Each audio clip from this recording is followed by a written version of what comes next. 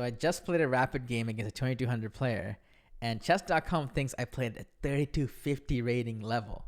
So I can't wait to share this game with you guys. There's going to be at least 2 brilliant moves and several good moves. And I think one of the moves even Stockfish underestimated. So let's get right into it. So I played e4, and my opponent played the French.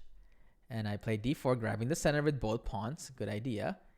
Played d5, and now I protected my e-pawn with knight d2. And then the reason I played this instead of knight c3 is because sometimes they can pin, and I can block the pin with c3. So my opponent played knight here, attacking this pawn, and I simply protected it and got my knight out by playing this. So we're playing book moves so far. Here, my opponent played quite a strange move. He played knight h6. When I was a kid, people used to say, knight on the rim is dim. That's quite a common saying. Maybe he was hoping that I would play this and he would bounce it off the rim to the middle. So I did not play e5. I decided to make an improving move, kind of waiting to see what they would do. So I thought, okay, my center is under attack. Potentially could be under attack multiple times. So I decided to strengthen it with c3. He played g6. I believe he wants to flank head of the bishop. Now I could just develop my bishop to here and castle. I decided to be a little bit more spicy and played h4. Slightly inaccurate move, but in a practical way, this can start a big attack against their king, which actually kind of worked out in the game. Bishop here, h5. And now he got scared of me opening my rook and my bishop, so he didn't castle. He played g5, but f5 actually. And then I played e5. The reason I played e5 is to gain more space, and this messes up the bishop. The knight is kind of sad, and the other bishop is also blocked now. And I take away these squares. So white has a space advantage here. Black plays g5. I think he's trying to close up shop here. I decided to open up my bishop with knight b3, attacking this pawn twice. Black decides to guard it twice with knight here.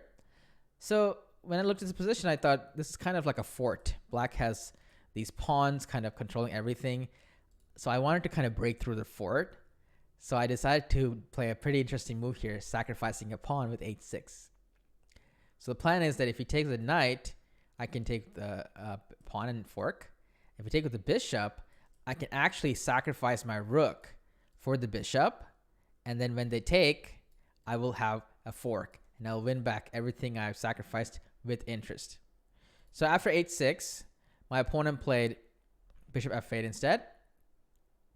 And now, once again, I wanted to break through this fort. So I added another attacker with rook h5, attacking this 3 times. So if he played g4, I would go knight g5 and try to keep attacking them. But he played bishop e7 instead.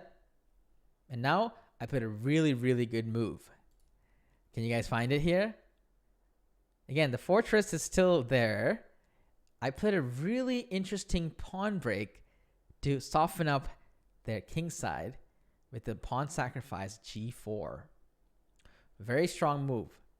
So if they take, my plan was to make my knight from a bad square into a good reroute square where it goes to g4, and then we have openings to hit all the squares.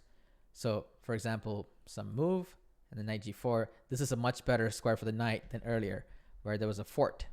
So g4 was played. Opponent played f4. But now we have openings. I decided to immediately take the diagonal with bishop to d3. He castled. Oh, he played king f8 actually. If he castled, probably I can play queen c2, and king g8. So now here's the position where if I turn the engine, it will say something like, let's see, bishop d2. But if it thinks for a little bit, it's going to say what I played next move. Bishop takes f4. This was given as a brilliant move by chess.com, and I'm very happy to have played this move. So let me explain why this move is good. So the whole point of this move is to open up the G file and just play a very slow burn attack. The reason I wanted to do this immediately is because, and I was confident doing it, was because if you look closely, Black's pieces are all watching TV. They're not doing anything. They're just sitting on the couch. So if I can afford to sacrifice a bishop and attack on the king side and pretend as if I'm up material on the right side.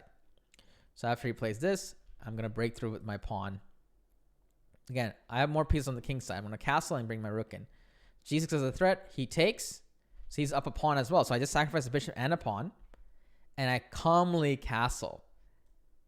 So I have 1, 2, 3, 4 pieces in the attack. And black has maybe 2 in the defense. Not even, because the bishop's going to be pinned. So if you have like 2 more attackers than defenders, usually your attack is going to be a success. He plays king f8 trying to unpin. I bring my attacker in. He moves the bishop away. I take the pawn. I'm flooding in. I want to go queen here and queen here. He runs. So I noticed that he's going to run here. So I decided that I would pin the bishop. So when he goes here, I can check the king. So he prevents that with this move. And now I found a beautiful combination. This is the best part about this game. I played queen g6, check, king here. And now I notice that all the pieces are in the attack, so I sacrificed my queen. And then if you take the queen, this is checkmate. A beautiful checkmate, right? So I'm very happy to have played this move. The opponent declined, unfortunately. Then I played check, and then I mated. So I hope you guys really like this game. We had a few brilliant moves, especially the queen e6 one and the bishop f4 one. And I think this game is really all about space advantage, how important it is, and how you can even sacrifice when you have such a big space advantage. All your opponent's pieces are cramped. Okay, see you guys in the next video. Bye-bye.